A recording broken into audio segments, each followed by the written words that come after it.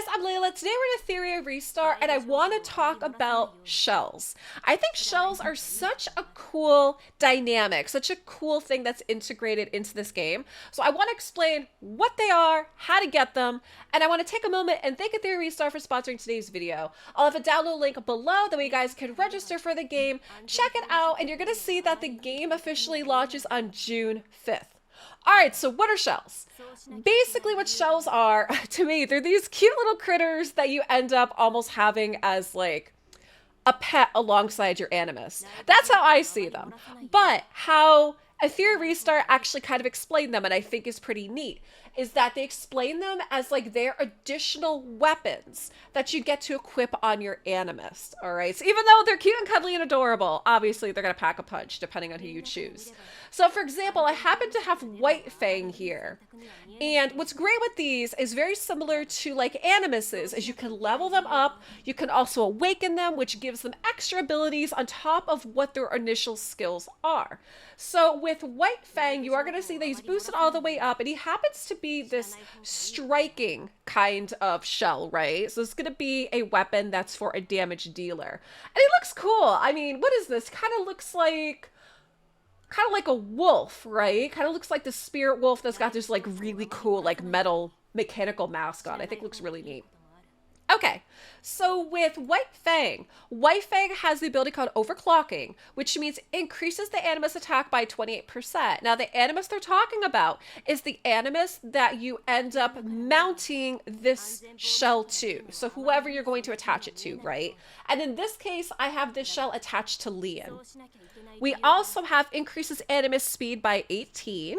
It also increases animus damage dealt by 7.5%. Now, what White Fang does, again, being awakened, is a single damage with crit damage, right? So after the owner takes a turn, so after Lian takes a turn, follows up on the main target, dealing 2 hits of 140% damage. On a crit, increases the owner's animus crit damage by 6%. Up to 10 stacks. So again, White Fang is going to be really good for a damage dealer animus that you have crit damage built on. So whoever you put White Fang onto, you are going to want to make sure that they're crit capped. So probably someone like Gray, for example, would be a really good one, because his damage again scales off of crit damage and crit rate, right? So you're going to want to make sure that whoever has him is basically 100% crit capped, so that they are going to be dealing damage. Okay, so this is just, one example, and there's a lot of different shells available. So let me show you where to get them, all right? Now, shells are farmable in this game. You're going to go to Challenges and Grim Pursuit, and you're able to farm for them here. I'm also going to show you my favorite one, because I think it's super cool. So for example, let's hop into here into a Pate, and you're going to see possible drops. There's 3 different shells here. So we have Budo Panda. After the owner takes an action, follows up on the main target, dealing 2 hits of 25% and 1,000 damage. And on a crit, increases owner crit damage by 4%. Then we end up having Tomomo Doji, which before the owner takes action, increases their attack by 2%. So increases that animus's attack. And then this one here is White Gale. Before the owner takes damage, do 2 hits of damage to the target and extends the duration of non-control debuffs, excluding the damage over time. So that's an example there. And you can see all of them when you kind of click on them. And what I do want to show is that this one here, we have Shadowrunner, is kind of early on. And we do end up having this one here, which is really good for a healer, which is why I want to show this, especially like when you're first starting out. So Teacher Owl is before the owner takes action, increases the healing results by 1,600 this turn. So again, kind of showing you the variations and like the variety of different shells that you can get. So like this one is going to be a healer. Then we have another one here that's a striker as well too, that deals additional damage. And probably like my favorite stage I want to show you guys is this one. is this. Now, the reason for this is because it's kind of like a chessboard, and you'll see what I mean. You'll see what I mean in a minute. Is we have two bosses here. We have Phoebe and we have Fabian, and they each have different skills and different abilities. And you're gonna see like there's quite a few different shells we can get here, including some legendaries, and then higher up you can get some mythics as well. So here we have Twilight Knight. Is before the owner takes action, deals 170% damage to the enemy with the lowest HP percent, and reduces their defense. We also have Black Flag, who's going to be a support shell. After the owner takes an action, performs a follow-up attack on the main target, dealing damage, and applies a 2-turn speed up, so speed increase to the owner animus and increasing turn meter.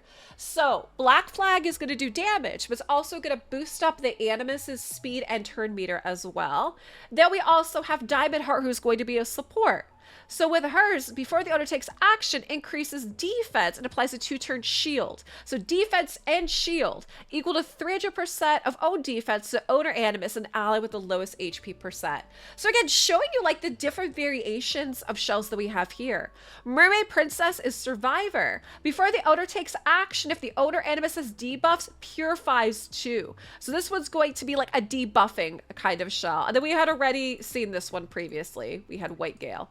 Okay, I'm gonna hop into this one because I think this boss battle here I think is pretty cool because it's kind of like a chessboard, right? And yeah, you know what? I'm happy with this team, so we'll go. Also, if you didn't know this, when you click the boss mechanics, it's going to tell you what they do. So for example, we're with Phoebe and Fabian, right? They're immune to all control effects except taunts. And then we have Phoebe gains a permanent attack increase after each action, and Phoebe permanently reduces our speed and healing received after attacks as well. So if you're not actually sure like how these boss fights work, that's a great way to see it. But so you see, we're already up against like technically the White Queen, right? For the chessboard with Phoebe. And you're gonna see that each of my animus have a different shell based on their ability. All right, so we took out Phoebe and here's Fabian. Then here we go. So it's kind of like the White Queen, the Black Queen on the chessboard. And now we're on to Fabian. But yeah, I love in this game how you can farm for shells. So they're not completely like a random drop. Is if there's a particular shell you're trying to get, you know, like if you wanted one of those like healing ones that I was showing, you know which stage you have a chance to get. Because also in this game, you're going to need duplicates of these shells to be able to like boost them up and awaken them as well too. So duplicates are going to be just as important for shells as they are going to be for your animus. And then we can see like the different shells that I have equipped on my different animus here. They all do something different. So like Linglo, hers is going to be more for like HP and healing. We have with Gray, this shell here is going to be working a lot with like his crit damage and his crit rates. And then here we go. So we ended up clearing this and we ended up getting Mermaid Princess Survivor. So at least you guys know, where you could farm for some of these shells. And guys, again, I want to thank Etheria Restart for sponsoring today's video. I'll have a download link below. That way you guys can register for the game, check out the websites, and yeah, let me know what you're excited about. What do you think about this concept of shells? I think it's such a neat, fun concept that they add to this game. And like I said, I guess you can kind of think of them as like equipping an additional weapon onto your animus that you can kind of tailor depending on, if you have an attacker or if we have like a healer support, whatever it is that you have. Guys, thanks for watching. Be sure to subscribe to the channel, like the video, and thanks again.